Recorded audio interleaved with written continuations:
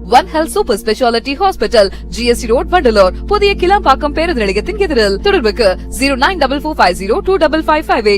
உங்க ஹெல்த்துக்கு One Health இருக்கு. அதாங்க ஒரு பக்கம் வந்து பாமக, அது எப்படின்னா ஜெய்பீம் டைமில் வந்து ஏதோ ஃபோர் கிரவுண்டில் எங்கேயோ ஒரு இடத்துல உங்களுடைய அடையாளம் இருந்துச்சு. அது வந்து எடுக்கணும்னாங்க, எடுத்துட்டாங்க. மன்னிப்பு கேட்கணும்னாங்க, அந்த இயக்குனர் மன்னிப்பு கேட்டார். அது சூர்யா பொறுப்பாக முடியாது. ஏன்னா நீங்கள் பின்னாடி குண்டு ஊசி சொருவி இருக்கிறீங்களா, கோணி ஊசி சொருவி இருக்கிறீங்களான்லாம் ஒரு ஹீரோ பார்க்க மாட்டார். இன்னொரு பக்கம் பிஜேபியினர் அவங்க என்ன பண்ணுறாங்கன்னா, இப்போ ஜோதிகா வந்து கோயில்களுக்கு செலவு பண்ணுறதை விட அதை வந்து நீங்கள் ஒரு பள்ளிக்கூடங்களுக்கு செலவு பண்ணுங்களேன்னு சொன்னது பெரிய தவறாக போச்சு. 50க்கும் மேற்பட்ட உலக நாடுகளில் 100 கோடிக்கும் அதிகமான ஆகாயம் தமிழ் பார்வையாளர்களுக்கு பேரன்பும் திருநன்றியும். ஆகாயம் தமிழ் நேயர்கள் எல்லாருக்கும் அன்பு வணக்கம். இன்னைக்கு நம்ம கூட சினிமா விமர்சகர் மற்றும் வலைப்பேச்சாளர் அந்தணன் சார் இணைஞ்சிருக்காங்க. வணக்கம் சார். வணக்கம். எப்படி இருக்கீங்க? நல்லா இருக்கு. சூர்யாவோட ரெட்ரோ படம் ரிலீஸ் ஆன டைம்லேருந்து இப்போ வரைக்கும் சூர்யா ஃபேன்ஸ் சைட்லேருந்து பாசிட்டிவ் ரிவ்யூ வந்தாலும் நிறைய பேர்கிட்ட இருந்து ஃபுல் அண்ட் ஃபுல்லி நெகட்டிவ் ரிவ்யூவாக இருக்குது. பொதுவாக ஓவர் ஹைப் கொடுத்து ரிலீஸ் ஆன படங்கள் தமிழ் சினிமா பொறுத்த வரைக்கும் இந்த ஃப்ளாப்புங்கிற நெகட்டிவ் லிஸ்ட்லேயே சேர்ந்துருது. ஸோ சூர்யாவோட ரெட்ரோ படம் அந்த லிஸ்ட்டில் சேர்ந்துருச்சா சார்? இல்லை, இதுக்கு ஒன்றும் பெரிய ஹைப்பெல்லாம் அவங்க கொடுக்கல. ரொம்ப நார்மலாக தான் இந்த படம் வந்துச்சு. வந்த பிறகும் நமக்கு ஒரு ஏமாற்றம் கட்டாயமாக அதில் இருந்துச்சு. ஆக்சுவலாக சூர்யா மாதிரி நடிகர்கள் ஜெயிக்கணும் அப்படிங்கிறது தான் நம்முடைய விருப்பம். ஏன்னா சினிமாவை தாண்டி சூர்யாங்கிற ஒரு மனிதன் தனிப்பட்ட முறையில் பல நல்ல விஷயங்களை பண்ணிகிட்ருக்காரு. அவருக்கு வந்து சம்பளம் ஏறுவதோ அல்லது அவருடைய படங்கள் வெற்றி அடைவதோ, அவருக்கு ஏதோ ஒரு வகையில் பலன் வந்துச்சுன்னா அந்த பலனில் பாதி வந்து மக்களுக்கு போகும்னு நான் நம்புகிறேன். ஸோ அப்படிப்பட்ட ஒரு சூர்யா தன்னுடைய படங்களை ஏன் தொடர்ந்து இவ்வளவு மொக்கையாகவும் மோசமாகவும் தேர்ந்தெடுக்கிறாருங்கிறது தான் நமக்கு புரியவே இல்லை. இந்த படத்தினுடைய கான்செப்ட் ரொம்ப அழகானது. சிரிக்கவே சிரிக்காத ஒருத்தன் எப்போ சிரிக்கிறான் அப்படிங்கிறது தான் கான்செப்ட். ரொம்ப அதை வந்து அழகாக ஒரு படமாக கொடுக்கலாம்.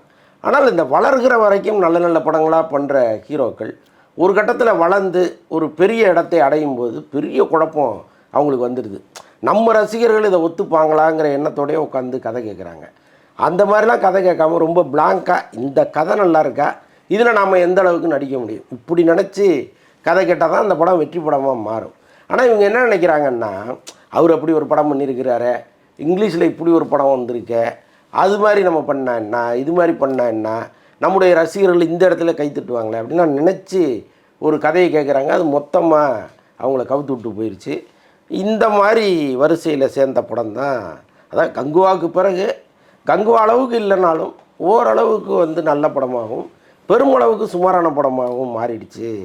Okay sir. இப்போ தமிழ் சினிமா பொறுத்த வரைக்கும் ஒரு சில படங்கள் இதை விட ரொம்ப குப்பை படங்கள்லாம் இருக்கும்போது அதெல்லாம் நல்லா இருக்குன்னு சொல்கிறாங்க. ஆனால் இந்த படத்தை மட்டும் டார்கெட் பண்ணி, சூர்யாவோட படங்கள் மட்டும் டார்கெட் பண்ணி நல்லா இல்லை மாதிரி சொல்கிறாங்க. என்ன ரீசனா சார்? இல்லை, இந்த படத்தை நல்லா இல்லைன்னு சொல்கிறதுல நம்ம வந்து அது தவறுன்னு நம்ம சொல்ல முடியாது. ஆனால் இதற்கு பின்னால் ஒரு அரசியல் இருக்குது. அது வந்து நம்ம கட்டாயமாக சொல்லித்தான் ஆகணும். ஏன்னா சூர்யாவோ ஜோதிகாவோ அவங்க சொல்கிற சில கருத்துக்கள் வந்து இங்கு சிலருக்கு பிடிக்காமல் இருக்குது. ஆனால் அவங்க சரியான கருத்தை தான் சொல்கிறாங்க. அப்போ அந்த கருத்தை ஏற்க முடியாதவர்கள் கருத்தியல் ரீதியாக சண்டை போடலாமே தவிர, அந்த படம் வர்றதுக்கு முன்னாடியே இது குப்பை, இது தேராது, ஒன்றும் இல்லை அப்படின்னு சொல்கிறது, அதை ப்ரோபகண்டா பண்ணுறது, அதையே ஒரு வேலையாக வச்சுட்டு பண்ணுறதெல்லாம் இங்கே நடக்குது. அப்போ அது நமக்கு ரொம்ப வருத்தமாக இருக்குது. இன்னொரு பக்கம் சூர்யாவை பொறுத்தளவுக்கு இப்படியெல்லாம் நம்மளை கார்னர் பண்ணாங்கன்னு தெரிஞ்ச பிறகும் அவர் ஒரு சரியான படத்தில் நடிக்காமல் போகிறாருங்கிற வருத்தமும் கூடவே இருக்குது. ஆனால் இந்த எதிர்ப்பை வந்து கட்டாயமாக நம்ம வந்து முறியடிச்சே ஆகணும். அந்த எண்ணம் வந்து நமக்கு ஓரளவுக்கு அவர் சப்போர்ட் பண்ணணும்னு நினச்சா கூட அது கைமீறி போய் நிற்கிது படங்கள். நம்ம என்ன செய்ய முடியும்?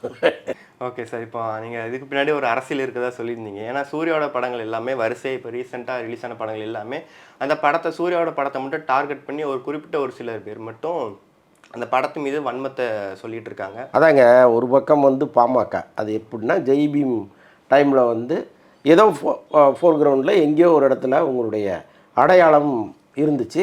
அது வந்து எடுக்கணும்னாங்க, எடுத்துட்டாங்க. மன்னிப்பு கேட்கணும்னாங்க, அந்த இயக்குனர் மன்னிப்பு கேட்டார். அதுக்கு சூர்யா பொறுப்பாக முடியாது.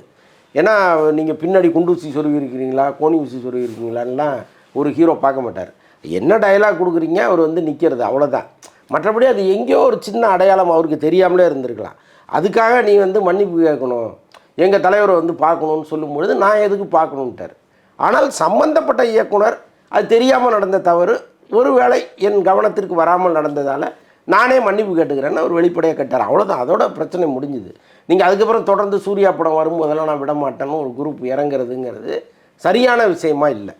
ஒரு நேர்மையை பேசுகிற அரசியல்வாதிகள் நேர்மையாக நடந்துக்கிறாங்களாங்கிறது ரொம்ப முக்கியமான விஷயமா இருக்குது. இப்போ எப்போவுமே நான் வந்து நீதியும் நியாயமும் தான் என் பக்கத்தில் இருக்கணும், நான் அதைத்தான் என் தொண்டர்களுக்கு போதிக்கிறேன், இந்த மக்களுக்காக போராடுவதும் அதற்காக தான் தானே எல்லா தலைவர்களும் சொல்கிறாங்க. அப்போ இது அநீதின்னு தெரிஞ்ச பிறகும் அவர்களை ஊக்கப்படுத்துவதுங்கிறது எந்த விதத்தில் சரின்னு நமக்கு புரியல. ஆனால் அவங்க தொடர்ந்து அந்த வேலையை செஞ்சுட்டே இருக்காங்க. இன்னொரு பக்கம் பிஜேபியினர் அவங்க என்ன பண்ணுறாங்கன்னா, இப்போ ஜோதிகா வந்து கோயில்களுக்கு செலவு பண்ணுறதை விட அதை வந்து நீங்கள் ஒரு பள்ளிக்கூடங்களுக்கு செலவு பண்ணுங்களேன்னு சொன்னது பெரிய தவறாக போச்சு. உள்ளபடி அதுதானே உண்மை. நீங்கள் இவ்வளவு தெருவுக்கு தெரு கோயில் இருக்குது, இன்னும் எதுக்கு கோயில் கட்டிகிட்டு இருக்கீங்க, இன்னும் எதுக்கு அதுக்கு அவ்வளோ செலவு பண்ணிகிட்ருக்கீங்க? இப்போ அறநிலைத்துறைன்னு ஒன்று இருக்குது, அதுக்கு கீழே கண்ட்ரோலில் அவ்வளோ கோயில்கள் இருக்குது, சிறப்பாக நடந்துகிட்டு இருக்குது. இதை தாண்டி நீங்கள் புதுசாக ஒரு கோயிலை கட்டி அதுக்கு எதுக்கு கும்பாபிஷேகம் அது இதுன்னு எக்கச்சக்கமாக செலவு பண்ணிகிட்ருக்கீங்க? இதை வந்து ஒரு ஸ்கூல் கட்டினீங்கன்னா ஒரு அறிவு ரீதியாக ஒவ்வொருத்தனும் வளர முடியுமே அப்படின்னு அவங்க நினைக்கிறாங்க. ஸோ அது தப்பு கிடையாது. நீ சினிமாவில் நடிக்காமலே இருந்திருக்கலான்னு கஸ்தூரி ஒரு கருத்து சொல்கிறாங்க.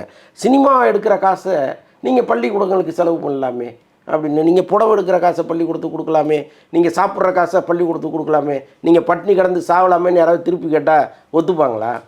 ஒரு துறையை அது பாட்டை இயங்கிட்டு இருக்கும். ஒரு கருத்தை அது சரியாக தவறான்னு தான் நீங்கள் அணுகணுமே தவிர அதை விட்டுட்டு வந்து ஒருத்தரை விமர்சனம் பண்ணணும், அவங்க பண்ணுற படங்களை எல்லாமே காலி பண்ணணும்னு ஒரு கும்பல் வந்துச்சுன்னா அந்த கும்பலை முறியடிக்கிற மாதிரி இவங்க படம் பண்ணி தொலையணும். அது பண்ண மாட்டாங்கிறாங்களேங்கிறது தான் நமக்கு ஆத்திரமாக இருக்குது. ஏன்னா நம்ம கூட நின்று முட்டு கொடுத்துக்கிட்டே இருக்கோம், இல்லை அது ஒன்றும் தப்பு இல்லை, அவங்க சரியாக தான் பண்ணுறாங்க, சரியாக தான் பேசுகிறாங்கன்ட்டு. ஆனால் நமக்காக 10 பேர் பேசுகிறானே, அதுக்காகவே அது நம்ம ஒரு நல்ல படம் பண்ணணும்னு அவங்களுக்கு தோணுதா? அதுவும் தோண மாட்டேங்குது. அதுதான் பெரிய வருத்தமாக இருக்குது இதில். Okay sir. சார் இப்போ நீங்கள் சொல்லியிருந்த மாதிரி இந்த சூர்யாவுக்கு பின்னாடி பிரச்சனை கொடுக்குற இந்த ஒரு சிலர் பேர்லாம் தொடர்ந்து இதுக்கப்புறம் அவரோட படங்கள் மறுபடியும் வர்றப்பவும் இந்த மாதிரி பிரச்சனைகளை கொடுப்பாங்களா? இதெல்லாம் ஒன்றுமே கிடையாதுங்க. இதெல்லாம் சொற்பமான சதவீதம்.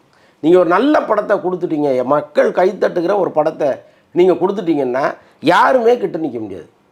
இப்போ ரீசெண்டாக வெற்றி படங்கள் எல்லாமே நீங்கள் எடுத்துக்கங்க, அதில் வந்து ஏதோ ஒரு படத்தில் சூர்யா இருக்காருன்னே வச்சுக்கோங்க. இப்போ இந்த டிராகன்னு ஒரு படம் வந்துச்சு, சூர்யா வயசுக்கு அந்த படத்தில் ஒரு ஹீரோவாக நடிக்க முடியாது, அது வேறு. அந்த மாதிரி ஒரு படத்தை அவர் கொடுத்துட்றாருன்னு வைங்களேன், நீங்கள் அந்த வெற்றியை முறியடிக்க முடியுமா? ஒரு 10 பேர் இருந்து ஒரு காவேரி ஆற்றை தடுத்துட முடியுமா? அப்படி கையை வச்சு தடுத்துட முடியுமா? நீங்கள் அப்போ பண்ணுற படங்கள் அப்படி பண்ணணும். நீ என்னுடைய எதிர்ப்பு எல்லாத்தையும் நான் முறியடிப்பேயா, நீ வா பார்க்கலான்னு தானே படம் பண்ணணும்.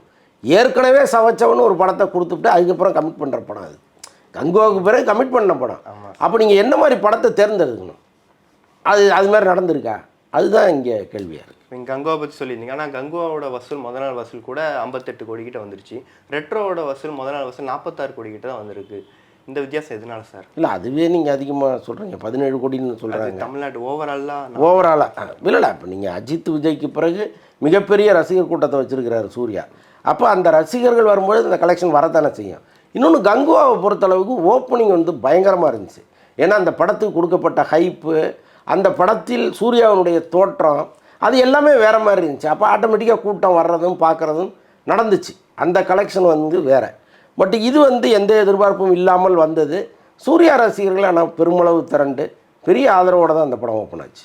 இதுக்கப்புறம் சூர்யாவோட லைனப்ஸ் எந்த மாதிரி சார் இருக்கும்? ஏன்னா இப்போ இது வரைக்கும் அவரோட சந்தித்த தோல்வியிலேருந்து இதுக்கப்புறம் அவரோட மூவ் எப்படி இருக்கும்? அடுத்து ஆர்ஜே பாலாஜி படமாக இருக்கட்டும், அதுக்கப்புறம் வாடி வாசல், அப்புறம் வெங்கி அட்லூரி டைரக்ஷனில். ஸோ இதுக்கப்புறம் அவரோட மூவ்ஸ் எல்லாம் எந்த மாதிரி வைப்பார்? இல்லை இந்த 3 டைரக்டர்களுமே கொஞ்சம் நம்ம நல்ல இயக்குநர்களாக தான் இருக்காங்க. கொஞ்சம் ஓரளவுக்கு கமர்ஷியல் படங்களை கொடுப்பாங்கன்னு நம்ம நம்பலாம். கார்த்திக் சுப்புராஜே நான் ரொம்ப நம்பினேன். அவர் ஒரு மினிமம் கேரண்டி டைரக்டரு அப்படின்னு நான் பல இடங்களில் பேசினேன். இந்த படம் வந்து கங்குவா அளவுக்கு இருக்காதுன்னெலாம் நம்ம பேசணும். கங்குவா அளவுக்கு இல்லை.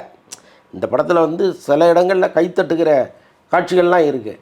ஆனால் ஒரு நேர்கோட்டில் சொல்ல வேண்டிய ஒரு கதையை எங்கெங்கேயோ போய் எப்படி அலைஞ்சு திரிஞ்சு பயங்கர கிரிஞ்சாக ஒரு கதையை சொல்லி முடிச்சிட்டாரு. ஸோ அதுதான் நமக்கு வந்து அவர் மீது என்னடா இப்படி பண்ணிட்டாருங்கிற ஒரு பெரிய வருத்தம் தான். பட் நீங்கள் சொல்கிற அந்த 3 இயக்குநர்களுமே நல்ல இயக்குநர்களாக இருக்காங்க, நல்ல படங்களை கொடுத்தவங்களாக இருக்காங்க. ஆர்ஜே பாலாஜிலாம் கொஞ்சம் பேசிக்கலாகவே ஹியூமர் சென்ஸ் உள்ளவர். அவர் வந்து ரொம்ப மொக்கையாக ஒரு படத்தை கொடுக்க மாட்டாருன்னு நான் நம்புகிறேன். Okay sir. சார் ரிலீஸ் ஆகி 3ஆம் நாள் வந்துருச்சு. இதுக்கப்புறம் படத்தோட வசூல் எந்த அளவுக்கு இருக்கும்? இது இப்போது உங்களுக்கு சம்மர் வெக்கேஷனுங்கிறதுனால படம் போயிடும். உங்களுக்கு ஒரேடியாக அந்த படம் கவுத்து விட்றோம்னு நம்ம சொல்ல முடியாது. விமர்சன ரீதியாக பார்க்கும்பொழுது இந்த படம் வந்து இன்னும் பெட்டராக இருந்திருக்கலாமே நமக்கு தோணுது, அவ்வளோதான். கலெக்ஷனில் வந்து ஒரேடியாக அது குறைஞ்சிருச்சு, ட்ராப் ஆயிடுச்சுன்னு சொல்ல முடியாது. அது பட்ட கிராஜுவலாக போயிட்டு தான் இருக்குது. கூடவே ரிலீஸ் ஆன ஹிட் 3 படமும் டூரிஸ்ட் ஃபேமிலி படமும் நல்ல ஒரு பாசிட்டிவ் ரிவ்யூவாக வருது. ஸோ இந்த படத்தை கம்பேர் பண்ணும்போது அதுக்கான ஸ்க்ரீன்ஸ் இன்க்ரீஸ் ஆகுமா சார்?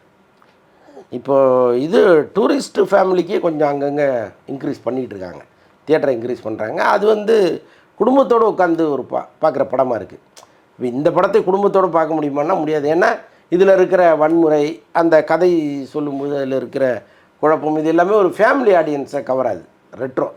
ஆனால் டூரிஸ்ட் ஃபேமிலி வந்து நல்லா இருக்குது. அது ஒரு நேர்த்தியான படமாக இருக்குது. சசிகுமாருக்கு வந்து எப்படி ஒரு அயோத்தி ஒரு வெற்றி படமோ அந்த மாதிரி இது வருவதற்கான வாய்ப்புகள்லாம் இருக்குது. இருந்தாலும் அந்த படத்தை இன்னும் சுவாரஸ்யமாக எடுத்துருக்கலாங்கிறது வேறு. கடைசி 3/4 மணி நேரம் அந்த படம் வந்து ஒரு நல்ல படமாகவே இருந்துச்சு.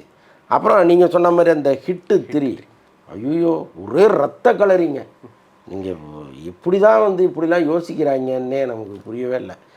குத்திகிட்டே இருக்கான், ரத்தம் அப்படியே வழிஞ்சு ஓடிக்கிட்டே இருக்கு. படத்தில் ஆறுலாம் காமிக்கிறாங்க, அந்த ஆறும் இங்கே இந்த ரத்தமும் கலந்து அது மாதிரி ரத்த ஆறு தான் படம் முழுக்க ஓடுது. இது எப்படி சென்சார்லலாம் வெளியில் விட்டாங்கன்னே தெரியல.